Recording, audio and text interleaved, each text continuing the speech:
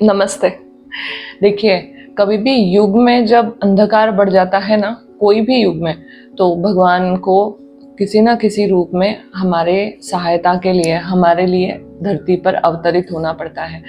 ऐसे ही एक बार अवतरित हुए थे प्रभु श्री राम, और ये मर्यादा पुरुषोत्तम कहलाए, है ना? और उनके साथ में जन्म हुआ था भक्ति की मूर्ति, हम लोग जिसको बोल सकते हैं, हनुमान जी का। तो इन दोनों के जीवन से हम क्या अपने अभी के लाइफ में कुछ चीज़ें हैं जो हम अपने अंदर समा सकते हैं, ऐसे कोई गुण हैं जो हम अपने अंदर ले सकते हैं। तो आज हम इसी चीज़ के बारे में बात करेंगे कि कैसे हम इनके यात्रा से, इनके जो लाइफ की यात्रा है, इनसे क्या हम अभी के लाइफ में, अपने लाइफ में कुछ इंक्लूड कर सकते हैं। तो प्रभु श्री राम हम सब जानते हैं कि मर्यादा पुरुषोत्तम थे, है ना? उन्होंने वचन के लिए वनवास स्वीकारा, हमेशा अपने लिए ना सोचते हुए समाज के लिए सोचा, लोगों के लिए सोचा, कर्तव्य को पूरा किया। प्रभु श्री राम हमें ना कुछ सिखाते भी हैं कि कैसे लाइफ को जीना चाहिए, है ना? कैसे सच्चाई के रास्ते पर चलना चाहिए, ये कहीं ना कहीं अपने को प्रभु श्री राम सिखाते हैं। उसके साथ साथ में हमें ये भी सिखाते हैं कि कभी भी ना कोई चीज़ का रिग्रेट मत करो।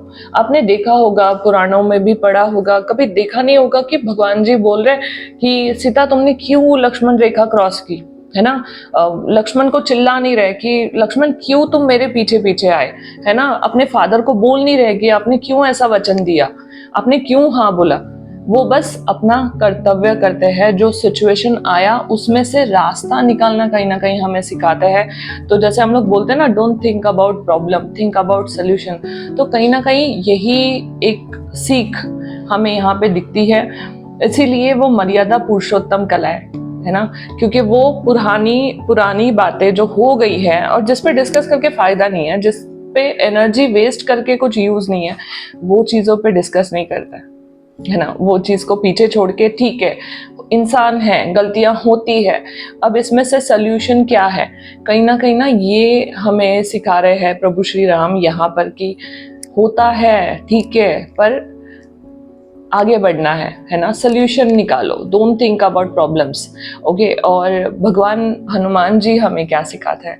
हनुमान जी हमें सिखाते हैं समर्पण। भक्त, एक समर्पित भक्त किस तरह का होना चाहिए, कहीं ना कहीं ये प्रभु श्री हनुमान जी हमें सिखा रहे हैं।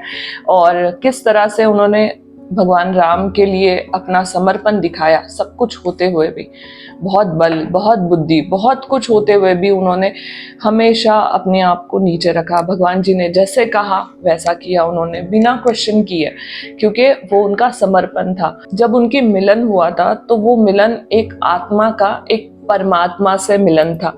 ओके। तो कहीं ना कहीं हमें यही सीख मिलती है हनुमान जी के लाइफ से, या हम ये सीख सकते हैं कि समर्पित रहना है अपने परमात्मा के लिए। और आखिरी में हम सब भी आत्मा ही है, हमारा अल्टीमेट डेस्टिनेशन तो परमात्मा में विलीन होना ही है ना? अगर आप परमात्मा को पाना चाहते हो, उनको अपने हृदय में बसाना चाहते हो, तो आपको परमात्मा के प्रति उस तरह से समर्पित रहना पड़ेगा। तब जाके आप उस यात्रा को कंप्लीट कर पाओगे, उस जर्नी को कंप्लीट कर पाओगे जो लेके ये सोल यहाँ पे पैदा हुई थी, है ना? उसका अल्टीमेट डेस्टिनेशन है प्रभु में विलीन हो जाना या एक हो जाना। जैसे भगवान हनुमान जी दिखाते हैं अपनी छाती फाड़ कर कि वहां पर भगवान जी है, प्रभु श्री राम है। इस तरह से आपको भगवान जी को, जिसको भी आप मानते हो, उनको पूरी तरह से समर्पित होना है, उनको अपने अंदर समाविष्ट कर लेना है। तब जाके आप एक अच्छे भक्त कहलाएंगे, है ना?